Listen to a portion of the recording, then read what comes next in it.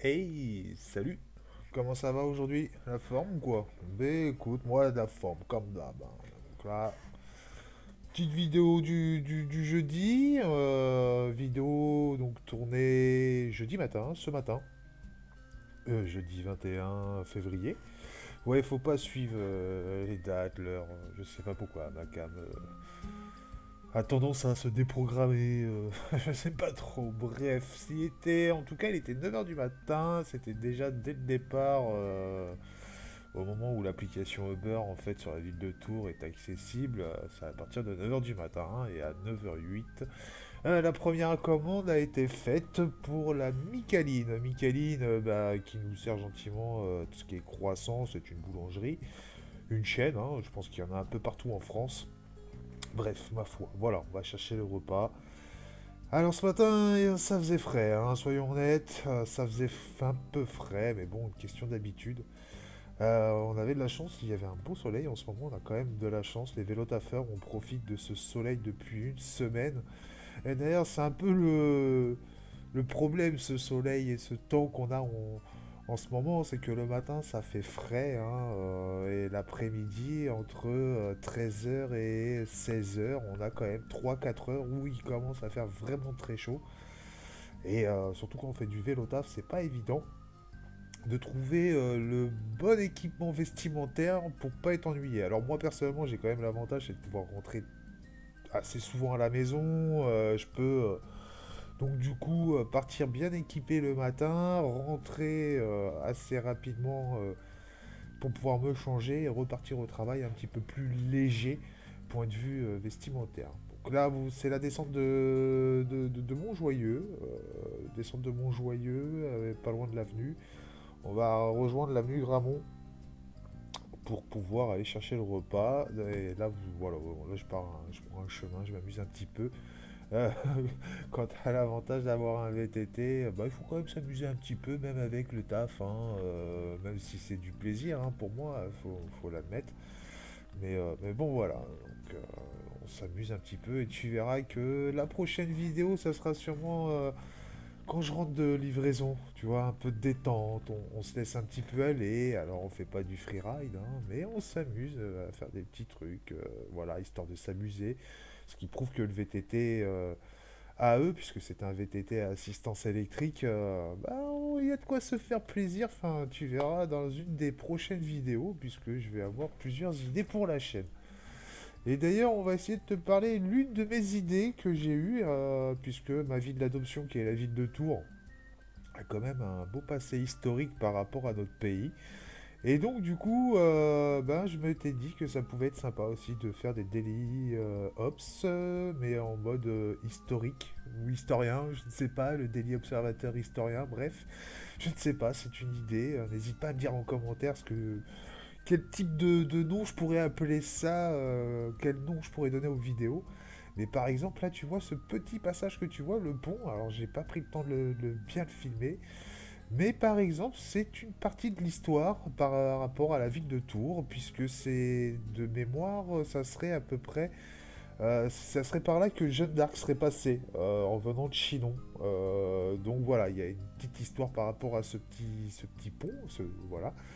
Donc peut-être que dans une prochaine vidéo, bah, par rapport à ce petit pont, on essaiera de retracer peut-être l'histoire, le chemin de Jeanne d'Arc, pourquoi pas. Mais dites-moi en commentaire si ça peut vous plaire, puisque encore une fois, la ville de Tours a un grand passé historique par rapport à notre pays et je pense qu'il y a pas mal de choses à faire. Et puis il y a tout ce qui se passe autour avec de magnifiques châteaux qui pourraient être aussi plutôt pas mal, qui d'ailleurs juste à côté le château de Villandry, mais il y a aussi le château de Tours. Bref, il y a énormément de choses à faire, je pense aussi là-dessus. En tout cas, on continue, on a rejoint l'avenue Générale pour moi de Tours, hein, c'est l'axe principal qui nous permet de rejoindre la plage Jean Jaurès, là où il y a le tribunal et mairie ou préfecture, mairie. Alors, je vais être honnête avec vous, la ville de Tours, comme je l'ai dit, c'est une ville d'adoption. Ça va faire 2 ans, même pas, si deux, bah, ça va faire 1 an et demi, 2 ans qu'on est avec ma femme et ma fille sur la ville de Tours. Et donc, du coup, je ne connais pas tout encore. Mais voilà, je m'adapte, je m'adapte. L'avantage du vélo taf, en étant coursier Uber Eats, c'est qu'on a que l'obligation d'essayer de connaître au maximum les routes, et donc voilà, on s'adapte assez vite quand même. Donc là, on vient de passer le Cher. Très jolie couleur sur le Cher. Là, on repasse encore le Cher, hein. Puisque en dessous, en fait, c'est une île. Donc, ce qui veut que tu aies de l'eau des deux côtés. Donc là, c'est le Cher. Très très belle lumière, hein, avec le Cher. Franchement, je sais pas si... Non, j'avais pas fait en sorte à ce que tu voyes bien. Je suis désolé. Je, je me suis pas permis de faire ça. Par contre, je pense que dans les prochaines vidéos, tu verras de belles images. T'inquiète pas là-dessus. C'est vrai que quand je suis au boulot, j'ai la tête dans le guidon et la tête au boulot. Et c'est ce qui fait que d'ailleurs, un coursier à vélo fait peut-être souvent... Là, oui, ouais, on a eu peur là. On s'est fait peur. Ouais, t'as vu? Alors ça c'était quelqu'un que je croise souvent le matin. C'est une personne que j'ai souvent croisée le matin, donc on en a rigolé. c'est parce que je crois que c'est pas la première fois que ça nous arrive tous les deux de faire ça. Mais bon voilà. Alors l'avantage du matin dans le Tour c'est ça, c'est que c'est calme déjà, il n'y a pas de trop d'ennuis. Le seul truc qu'il y aurait sur cette route-là, ça serait les véhicules qui sont en livraison. Où là, en effet, bah, malheureusement, ils utilisent bien souvent les pistes cyclables ou les voies où ils sont à dispo. Donc, de toute façon, je pense d'ailleurs qu'on va en voir de mémoire sur cette section-là. Là, c'est la Nouvelle République, le bâtiment que vous voyez là, l'un des journaux de la région, hein. Donc, voilà. Je regarde souvent à gauche parce qu'en fait, ce qui se passe, c'est qu'il y a la petite astuce du feu rouge ici. Les automobilistes ont tendance, quand le feu rouge qui est là, de leur côté est au rouge, ont tendance à passer du côté où il y a la piste cyclable pour pouvoir récupérer le feu vert au moment où en fait celui-là va se passer. Donc du coup ils vont gagner de l'avance. Voilà, les petites solutions d'automobilistes pour gagner du temps. Oui, il y en a, hein, voilà. Ça arrive souvent, ma foi.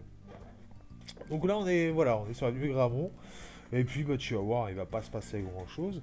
Et donc du coup je vais en profiter pour te parler de mon déboire que j'ai eu avec mon réparateur de vélo électrique. Oui, donc, comme tu le sais, je suis en VTT AE Acid One Cube de la marque Cube en Mountain Edition 29 pouces, comme j'en avais parlé dans la première vidéo que je t'ai faite.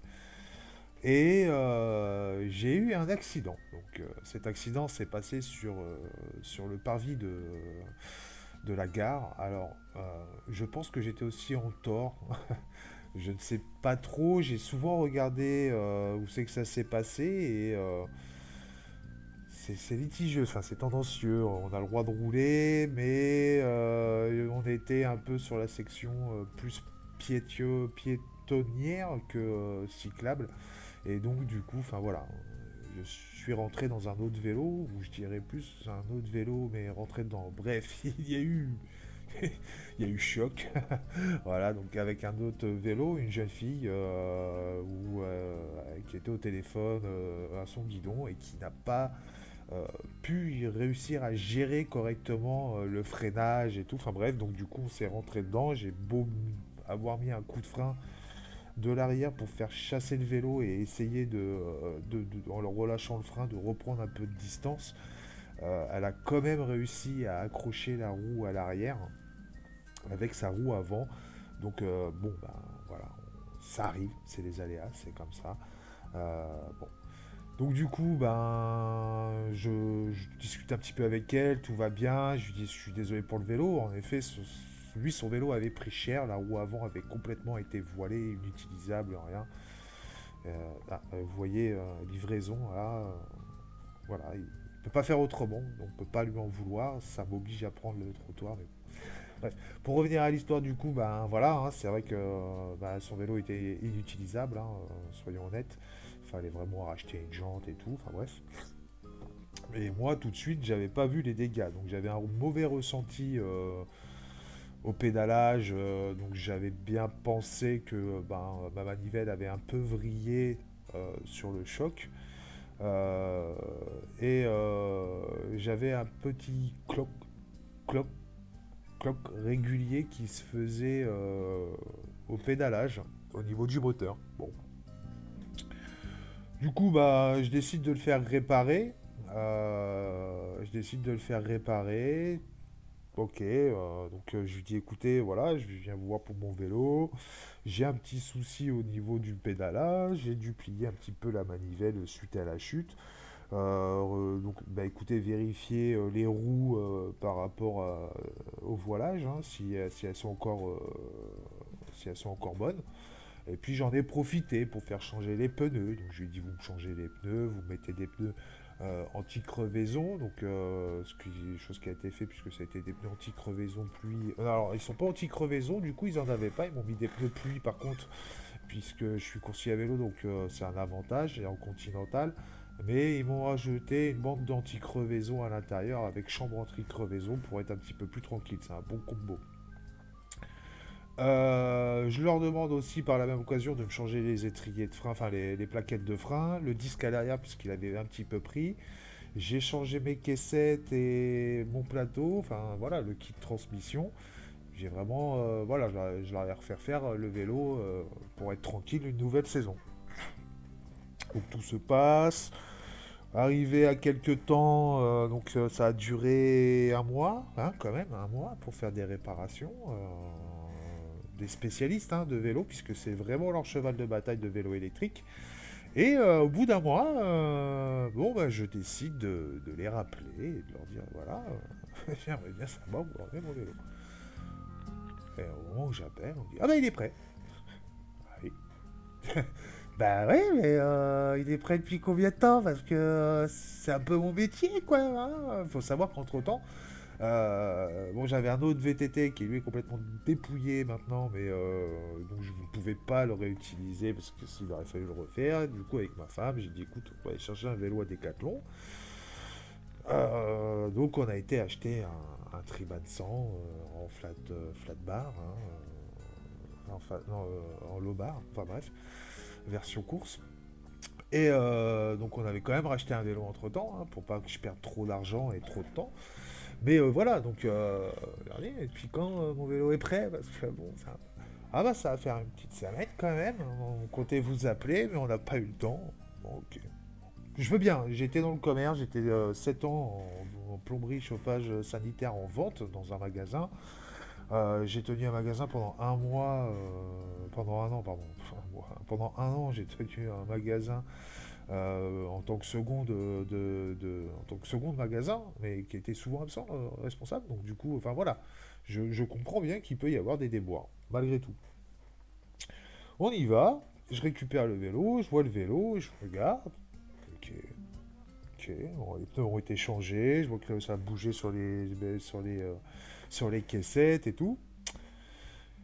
Mais je sais pas, je suis pas à l'aise, je le sens pas, il y a quelque chose. Je sais pas comment t'expliquer ça. Quand t'as l'habitude d'avoir quelque chose et tu te dis, ah, il y a quelque chose qui va pas à ce que j'aime, ce que j'ai, quoi. Et ma femme, elle regarde, elle me dit, ça va pas. Je fais, non, il y a un truc qui va pas, il y a un truc qui me chagrine, il y a quelque chose, enfin, voilà, je le regarde de long en large, il y a quelque chose qui va pas, quoi.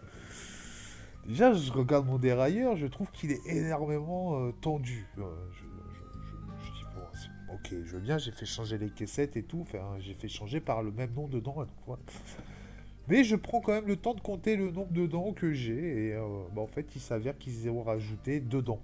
Voilà, il y a 2 dents. Alors, ça n'a pas l'air d'être fou, 2 dents comme ça sur un ensemble de transmission, mais au bout du compte, bah si, c'est énorme. La chaîne était tendue de chez tendue. Même sur le petit plateau en fait, donc ça m'a fait peur. Donc j'aurais dit écoutez, là je pense qu'il y a eu des dents qui ont été rajoutées parce que il me dit oh, oh, et le mec il dit attendez, je vais compter. Qui à côté me dit ah oui en effet il y a les 2 dents en plus. Ouais, ouais, c'est bien ce que je pensais, il y a 2 dents en plus, ok. Donc par contre vous n'avez pas rajouté de maille, vous avez laissé ça comme ça quoi. Il me dit ah bah on peut vous rajouter 2 mailles si vous voulez, hein. Ah bah c'est pas si je veux, voilà, va falloir faire les choses bien. Quand on rajoute des dents, on rajoute des mailles, quoi, c'est la moindre des choses. Alors petit stop par rapport à l'explication, et là comme tu le constates, je viens d'arriver au restaurant. Excuse-moi. À la Micaline, hein, je discute avec un collègue, il y a de l'attente, donc on attend. Voilà, c'est les aléas du coursier.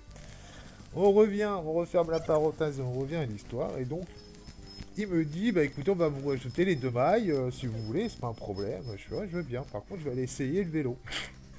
Et ben on a s'avéré quand on est allé essayer ce vélo, il y avait toujours ce problème de pédalage et ce petit bruit au moteur. Alors je retourne au magasin, je suis mais je comprends pas là, la manivelle, j'ai toujours un problème et le moteur il fait toujours du bruit. Et le mécanicien me dit, bah écoutez, j'ai essayé au maximum que je puisse. Ça a un petit peu rectifié le jeu, mais pas plus.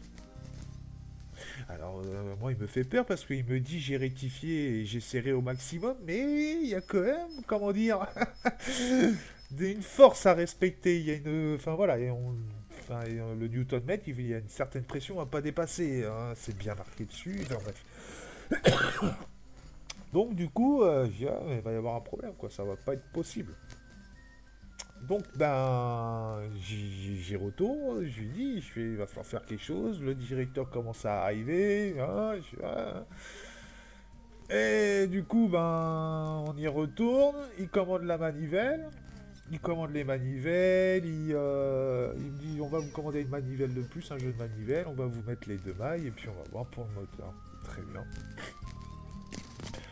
Donc, ben, ils font tout le rétif. Ils font tout ça, ils font tout. Il n'y a pas de problème.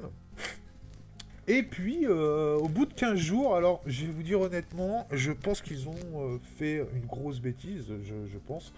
Parce qu'au bout de 15 jours, on m'appelle et on me dit écoutez, votre vélo, il est toujours sous garantie. Je fais, ouais, il a moins d'un an, donc en effet, il est garanti 2 ans, donc il n'y a pas de problème. Il est sous garantie. Très bien, est-ce que vous pouvez nous envoyer, comment dire, la facture Je fais, ouais, je vous envoie la facture, il n'y a pas de problème. Il me dit ouais, parce qu'on va vous changer de moteur. Parce que le monsieur ose me dire, en fait, on s'est aperçu que vous avez de l'eau qui rentre dans le moteur et que du coup, vos roulements à billes sont abîmés, nanana. Alors là, dans ma tête, au moment où il m'a dit, on s'est aperçu que de l'eau rentrait dans le moteur, j'aimerais qu'on m'explique. Parce que moi, je suis pas très intelligent, peut-être, je suis très idiot, peut-être, je n'en sais rien. Mais j'ai pour expérience que quand j'avais quelque chose qui était mouillé comme les mains et que j'allais enlever une prise électrique, je me faisais électrocuter. Oui, parce que ça m'est arrivé. J'ai pour habitude aussi d'avoir vu des expériences sur YouTube ou des choses comme ça avec le contact de l'eau à l'électricité. Ça fait vraiment pas bon ménage. Je me dis que normalement mon moteur il aurait dû être secoué, quoi. J'aurais jamais pu le réutiliser ou quoi que ce soit. Et donc c'est là où je me dis qu'ils ont eu de la chance que mon vélo était sous garantie, puisque par la suite j'ai mené ma petite enquête. Il s'avère que en fait la personne qui est au comptoir, la jeune fille, a été une stagiaire et que le mécanicien, bah, apparemment serait peut-être un apprenti. Et je pense qu'ils ont fait en sorte qu'il apprenne avec mon vélo en disant voilà il est sous garantie, tu démontres quoi qu'il arrive, on lui fera changer son moteur. Bref, ça veut dire qu'en bout du compte, eh ben, j'ai attendu mon vélo 3 mois et demi pour récupérer un vélo. Enfin, mon vélo, hein, pas un vélo, mon vélo, avec un moteur pour moi dit générique, puisque il n'y a plus de marque, c'est des marques génériques après, donc c'est des moteurs qui ne sont plus aussi performant ou enfin bref voilà. Et il y a eu d'autres choses puisqu'au bout du compte on s'est aperçu que la première facture, puisque je vous en ai pas parlé, mais la première facture de tout ce qui a été changement a été quand même une facture de 385 € qui s'est avéré qu'au bout du compte puisque c'est ma femme qui a payé. Oui, moi je suis comme ça, je fais payer ma femme. Alors c'est ma femme qui a payé et en fait je lui mets à la facture mais parce que elle me dit non. Ok, d'accord. Donc il a fallu réclamer une facture. Il a fallu réclamer une facture détaillée puisque je suis une entreprise et ça il le savait. Une facture détaillée. Il a fallu entre guillemets pleurer pour avoir une remise sur les frais en plus qu'il y avait par rapport au remplacement des manivelles puisque c'était un travail en plus donc ils m'ont déduit seulement. Alors pas le prix des manivelles, je comprends, mais la manœuvre.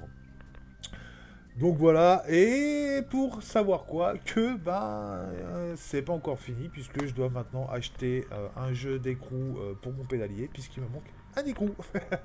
Voilà, donc serrage en plus pourri, donc voilà, travail pas terrible. Vélo électrique, c'est bien, Maintenant, méfiez-vous de votre réparateur, méfie-toi de ton réparateur. Moi, j'ai eu du mal et donc voilà. Une perte de 3 mois et demi bêtement de travail. Alors, pas bêtement puisque j'ai eu un vélo en plus, puisque j'en ai racheté, mais voilà. En tout cas, je suis pas rentré dans le détail parce que voilà, ça aurait été encore plus long que ça. Mais voilà les petits déboires. Là, j'arrive chez mon client, c'est sur la gauche. Voilà, ça va pas tarder. J'espère que cette petite vidéo t'a plu, cette petite histoire t'aura plu. Dis-moi ce que tu penses pour les daily observations historiques. En attendant, je te souhaite une bonne fin de journée et fais attention à toi sur la route. Bye bye.